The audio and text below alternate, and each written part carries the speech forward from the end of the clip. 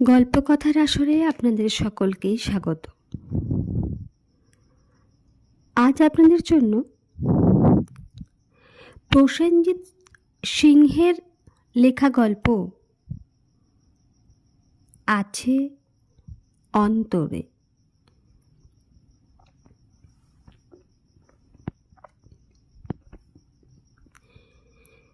নরম আলোয় রকিং চেয়ারটায় ভূতের মতো বসে আছেন অয়নেন্দ্র। ইদানিং রাতে ভালো ঘুম হয় না, কাল রাতেও হয়নি। ভোরের কিছু আগে এপাশ ওপাশ করে শেষটায় উঠেই পড়লেন। বারান্দায় তাঁর প্রিয় চেয়ারটায় বসে হালকা দোল খেতে খেতে ঝিমোচ্ছিলেন। খোলা রয়েছে রেডিও। পান্নালাল গাইছেন, দোষ কারো নয় গো মা, আমি সকাত সলিলে ডুবে মরি। হঠাৎ গাছের ডালপালা নড়ার শব্দে সচকিত হয়ে ওঠেন। কান খাড়া করে বোঝার চেষ্টা করেন আওয়াজটা ঠিক কোন দিক থেকে আসছে। খুব ভুল না করলে এ নির্ঘাত কোনো ফুল চোরের প্রভাতী অভিযান। এই এক হয়েছে, ঠিক ভোরবেলা যত রাজ্যের উটকো ঝামেলা, কাহাতক সামলানো যায়। অনেকে তো আবার ফুল ছিঁড়তে গিয়ে ডাল শুদ্ধ ভেঙে ফেলে, এতটুকু মায়া দয়া নেই। অয়নবাবুর রাগ বিরক্তি সবই হয়, মাঝে মাঝে মনে হয় তিনি নিজেই রক্তাক্ত হচ্ছেন। এ পাড়ায় ভদ্রলোকের বাস, কিছু বলাও যায় না। তবে মাঝে মাঝে ফুলচোরদের অন্তর টিপুনি দিয়ে কিঞ্চিত আত্মপ্রসাদে যে তার রুচি নেই এমনটা বলা যাবে না। পুষ্প যতদিন ছিল কাউকে কিছু বলতেও গেলে হা হা করে উঠত। এখন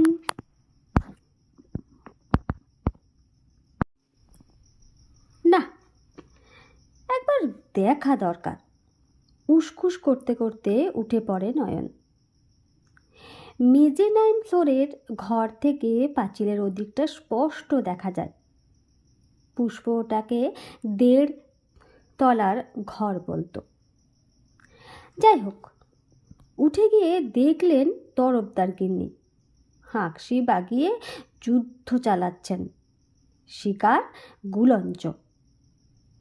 যা ভেবেছেন তাই, অনেকগুলো কুড়ি শুদ্ধ এক গোছা ফুলের ডাল ভেঙে ফেলেছেন। খুব রাগ হলো।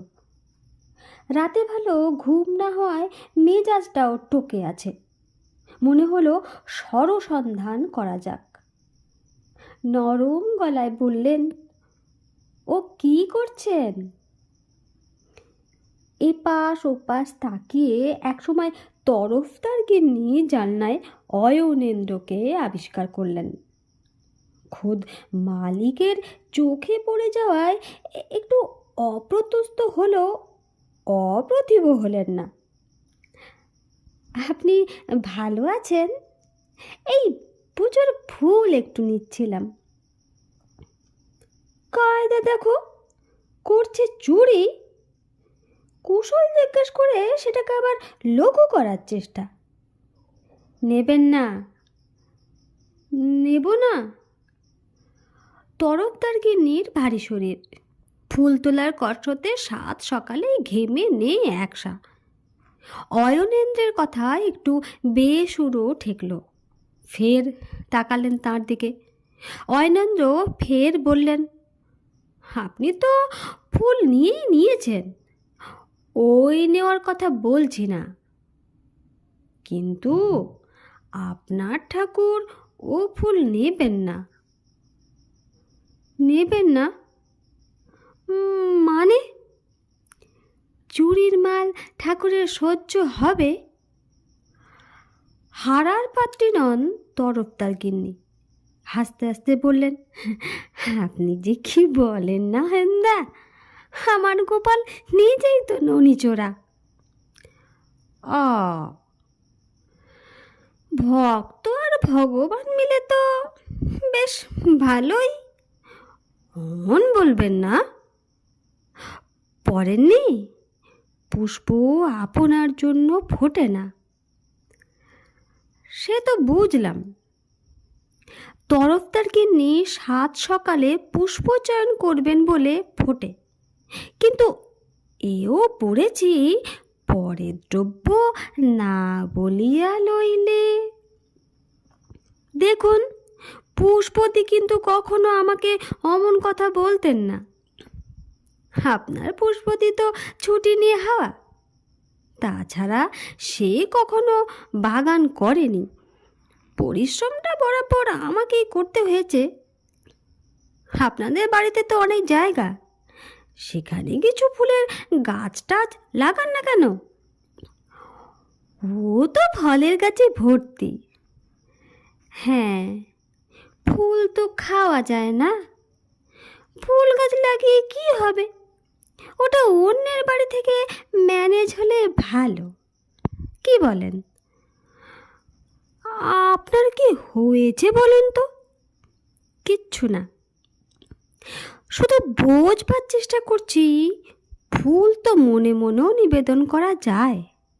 যদি গোপালকে বলেন, আজ তোমাকে অমুক গাছের সবচেয়ে সুন্দর ফুলটা নিবেদন করলাম, তাহলে কি উনি নেবেন না? চা খেয়েছেন? হ্যাঁ, আপনার মাথাটা আজ বেশ গরম দেখছি। আমি যাই, অনেক কাজ পড়ে আছে। ততক্ষণে অনেক কটা ফুল সাজিতে তুলে ফেলেছেন। অতএব চটি ফটফটে রওনা দিলেন। অয়নেন্দ্র মনে মনে ভাবেন, তরফদার গিন্নি কি আদৌ তাঁর কথার কোনো মূল্য দেবেন? বছর দশেক আগে অবসরের পর শহর থেকে অনেকটা দূরে এই মফস্বলে সস্তায় বেশ খানিকটা জমি কিনে বাড়ি করেছিলেন, কারণ ফ্ল্যাট বাড়ি তার পছন্দ নয়। তারপর 4-5টা ভরিয়ে দিয়েছিলেন রকমারি ফুলের গাছে। এমনভাবে পরিকল্পনা করেছিলেন যেন সারা বছর কোনো না কোনো ফুল ফুটে তার বাড়িটাকে সাজিয়ে রাখে। এমনকি বাড়ির বাইরেও রাস্তার ধারে ধারে রোপণ করেছিলেন স্বর্ণচাপা, বকুল, জারুল, হিমঝুরি, অমলতাস, কৃষ্ণচূড়া, রাধাচূড়া, ছাতিম, অশোকের মতো বড় বড় গাছ। আর এ বাড়ির ভিতরের পাঁচিলের ধার বরাবর কামিনী, গন্ধরাজ, ম্যাগনোলিয়া, আর গেটের ওপরে আছে আর্চে মাধবীলতা। ও দিকটায় ঝুমকোলতা, লতানে জুঁই, অলোকানন্দা ইত্যাদি। কোনোটা গন্ধে, কোনোটা বাহারে মন ভরিয়ে দেয়। পুষ্প বলেছিল 2-1টা ফলের গাছ লাগাতে। এখানকার মাটি সরেস, এ পাড়ার অনেকের বাড়িতেই আম, কাঁঠাল, জাম, জামরুলের গাছ। অয়নেন্দ্র শোনেননি। ফলের গাছ মানেই তো আজ এ ঢিল ছুড়বে, রাতে ছিচকে চোর হানা দেবে। তার চেয়ে চোখের শান্তি, মনের আরাম, এই ফুল গাছই ভালো। কিন্তু তার হলো কোথায়? এতেও সকাল থেকে সন্ধে নানা উৎপাত। কিছুটা দূরেই কলেজ। দুপুর থেকে সন্ধে এই গলিতে কপত কপতিদের হাঁটার যেন বিরাম নেই। কত কথা, মান অভিমান, মন দেওয়া নেওয়ার কত যে কবিতা গান এই সরণিতে লেখা হয় তার ইয়ত্তা নেই। অয়নেন্দ্রের হাত যশে 1 দশকেই দুপাশে ফুলের গাছে সাজানো এই গলিটার নাম হয়েছে লাভার্স লেন। কখনো কৃষ্ণচূড়া, রাধাচূড়ার লাল হলুদ গালিচা, তো কখনো ঝরা ঝাতিম কিংবা বকুলের মিহি মসলিন হয়ে ওঠে বাড়ির সামনে এক ফালি পথ। সেদিন বিকেলে তনিমা আর কবির হাঁটছিল এই পথে। কবির 2nd ইয়ারের ইংলিশ অনার্স, আর তনিমা সদ্য ভর্তি হয়েছে কলেজে। ওর বিষয় ফিজিক্স। সম্প্রতি অ্যানুয়াল ডিবেটে কবিরের তীব্র যুক্তিজালে নিবদ্ধ জোরালো বক্তৃতায় মেধাবিনীর মন প্রেম সমুদ্রের পাড়ে এসে দাঁড়িয়েছে। আর একবার ঠেলিলেই পড়িব গোছের অবস্থা। সেই ঠেলা খেতেই আজ ওরা লাভার্স লেনে। আচ্ছা কবিতা, তুমি তো জিজ্ঞেস করলে না কেন তোমাকে এখানে ডেকে আনলাম? সেটা তো আমার জানার কথা নয়, তুমি বলবে সেটা। তবে তবে কি? না, কিচ্ছু না।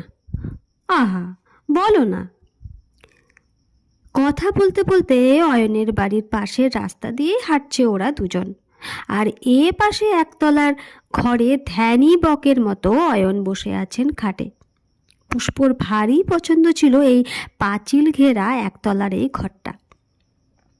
দুপুরের পর অনেকক্ষণ এই ঘরে বসে গল্পের বই পড়তেন পুষ্প।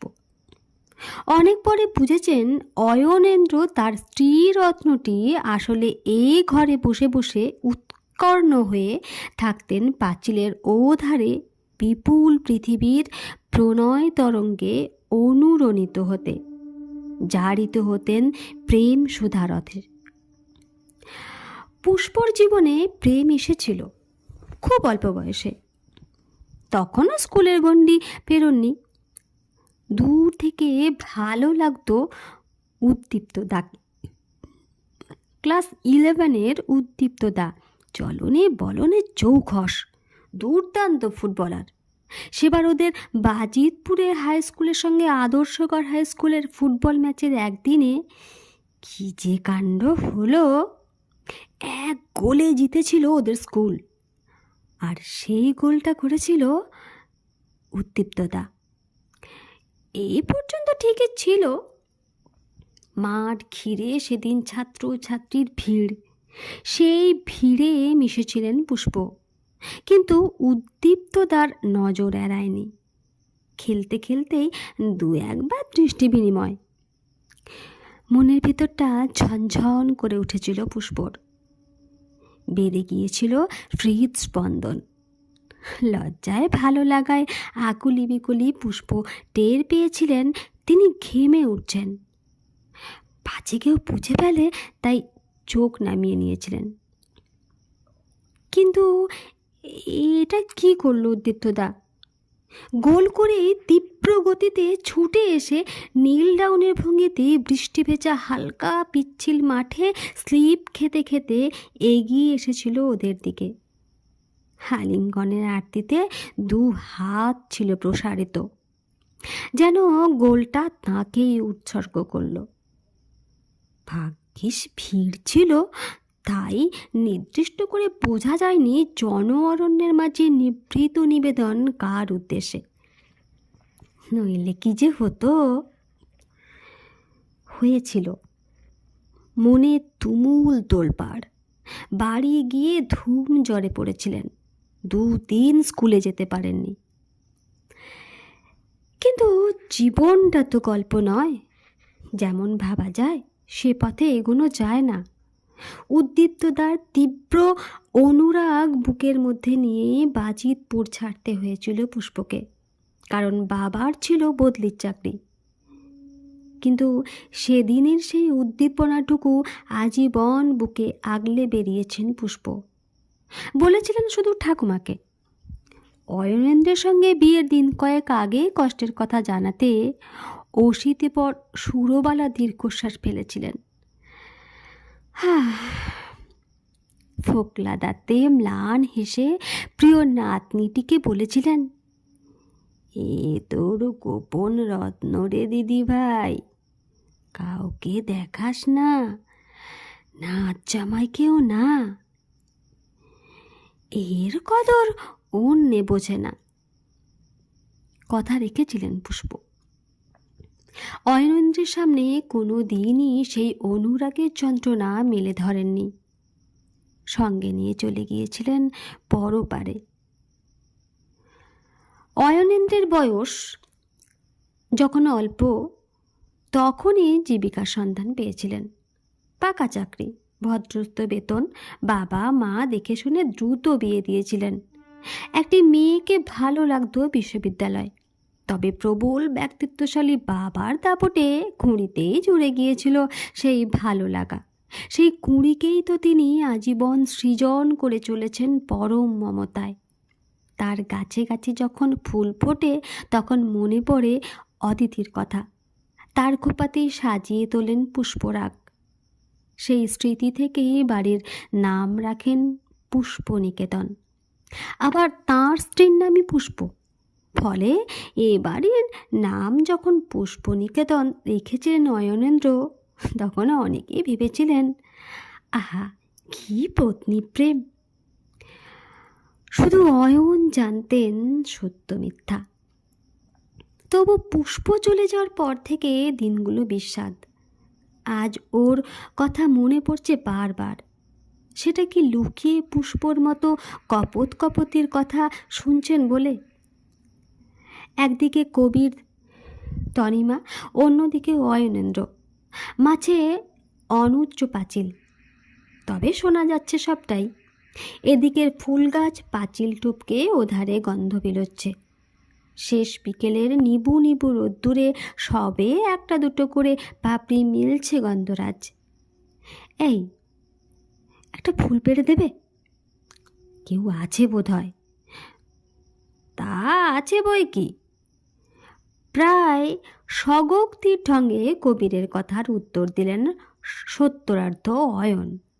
খানিকটা অন্যমনস্ক কবির খেয়াল করল না সেটা ভেতর থেকে এসেছে। সেও প্রত্যুত্তরে বলে, তাহলে? তাহলে আর কি হবে? হবে না। ফের অয়নের উত্তর। সম্বিত ফেরে কবিরের। প্রবল অস্বস্তিতে ততক্ষণে তনিমা কবিরের হাতখানা ধরে ফেলেছে শক্ত করে। তখনই তনিমার মনে হয় কবির তার হাতখানা ভারী নরম। বাড়িতে কোনো কাজ করে না বোধ হয়।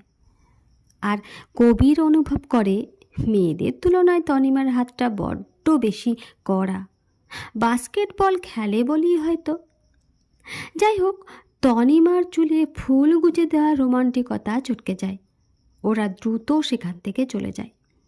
কিন্তু যুগলের দ্রুত পায়ে চলে যাওয়ার অস্পষ্ট শব্দ বুকের ভেতরে হাতুড়ি পিটতে থাকে অয়নের। এমনটা তো হওয়ার কথা ছিল না।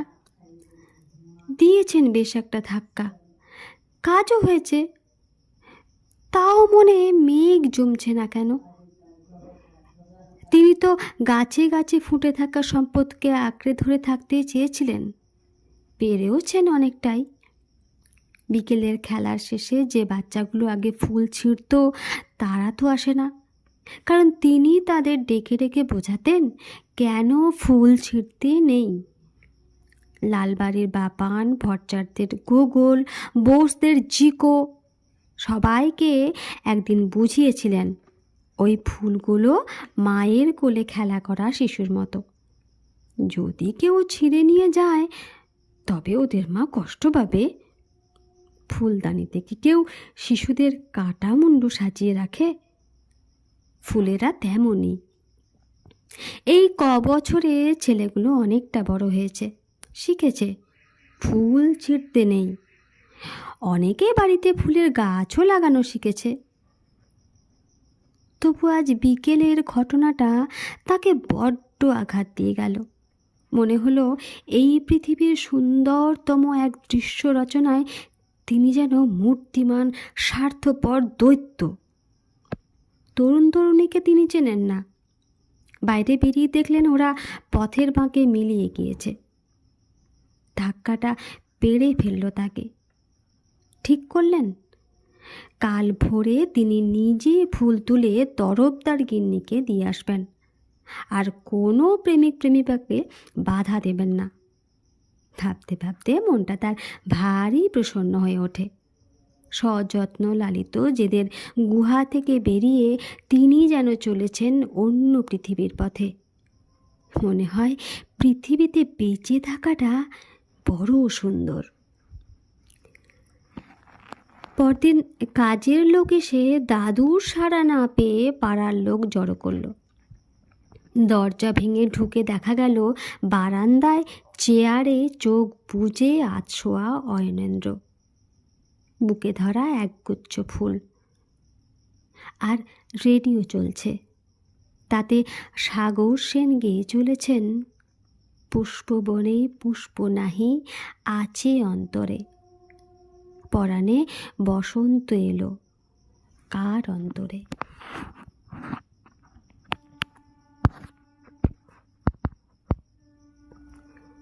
নমস্কার।